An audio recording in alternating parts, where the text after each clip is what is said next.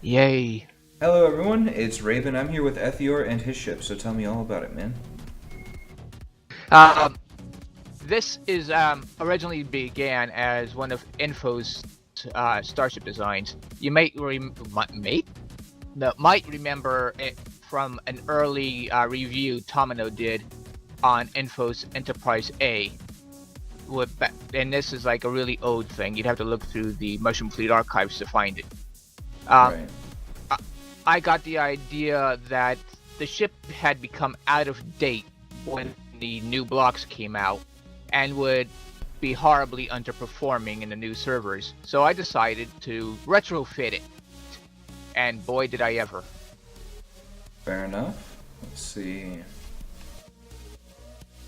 I'm assuming you're trying to keep to the stock colors for the most part? For the most part, yes. Okay. It's got logic systems incorporated. It's got completely revamped weaponry. So instead of AMC cannons like it used to have, it's now got beam weapons. Though there is a problem with the beam weapons, in case in point that you cannot enter their computers as a master system, so you cannot hold those. And Gotcha. if you're trying to fire the broadside from a side-facing camera, you cannot aim them. They will only fire in a straight line from broadside. Gotcha. So there's that. Alright, I'm just cruising around right now on the interior, just so you know. I think I'm And No, this is I think this is your core room. does it have like 4 banks of computer stuffs in it? Yeah. Yeah, it does. And did one of the blocks in it just Yeah. turn blue? Yeah. Yep, you're in the core room. Welcome Okay. to GLaDOS alert. Fair enough. Seems that way. Let's see here. A few jokes in there, like one the GLaDOS alert button and the I'm a potato meme. Fair enough. I'm trying to find your med bay. That's one that I want to see. Okay, medbay is forward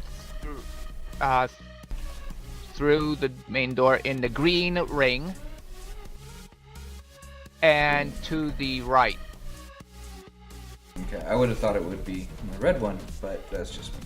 Okay, here we go. No, red. I color coded them. Red is the danger zone, the place most likely to get massive hull damage in a straight-on fight. Yellow is moderately defended. Green is well defended. Fair enough. You know, there's a trick you can use. I think I used black light poles that I turned off.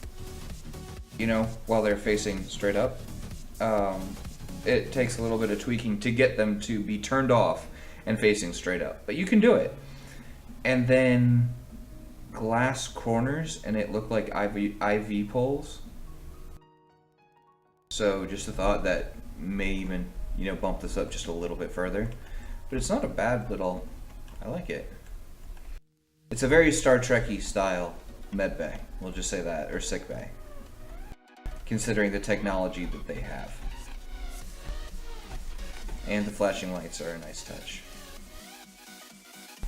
Turn that off, it gets annoying after a while. Yeah. All the major exterior doors have been hooked up to logic, so you don't have to bother touching buttons to open things. Right. That includes the airlock door on the bridge module. Yep, And I saw that one. What else was there? There is a reactor core. In fact, one of them I have dubbed the impulse control room, where the overdrive sits. And when I activate that, I like to just take and make comments that I'm going full impulse just because. Fair and enough. in the secondary hull, down the long shaft, you'll find the main engine core, powered by a Quartz drive. Thanks, General, for that. Yep, that sounds. Well, the idea, that definitely sounds anyway, like one of he didn't his. make one. Yeah. And I did a little semi-fancy design work with the plasma conduits on the engine core. I used jump drive modules because they were animated to represent them. Yeah, the only downside is in the realistic pack they're textureless. Or at least I'm in the default pack, so... Yeah. Still, I know what they do look like in other packs, so I'm sure it looks great in anything but realistic, but unfortunately, they just don't have a texture in realistic yet. And, Get on that, Kupu, please! Yes. Get on it. The shuttle bay took a bit of time to work out since I had to do pull around for some more complex logic for it than just flashing lights. Right. So yeah, I can see your logic lines, and I think I can see what you're kind of doing. Oop. Server. There we go. Yeah.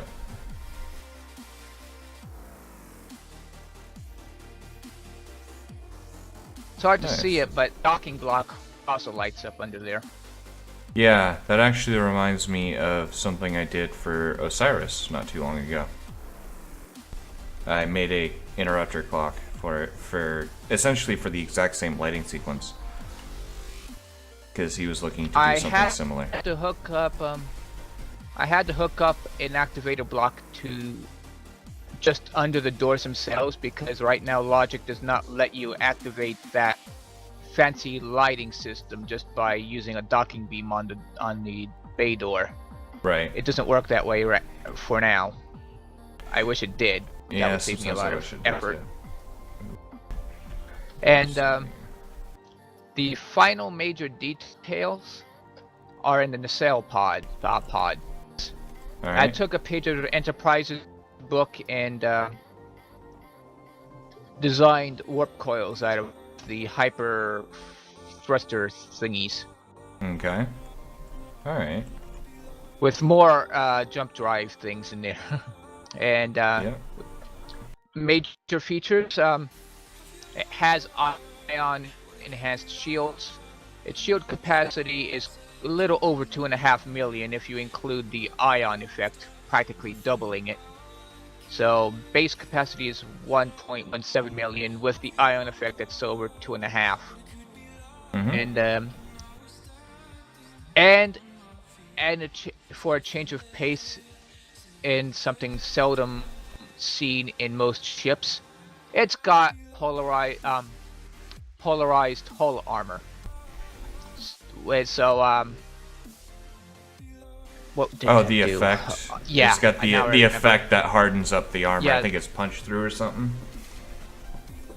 It's like punch through as a straight regular effect will make it so that your armor basically gets a 100% armor bonus. So if it normally takes 400 or hit point bonus, I think something like that.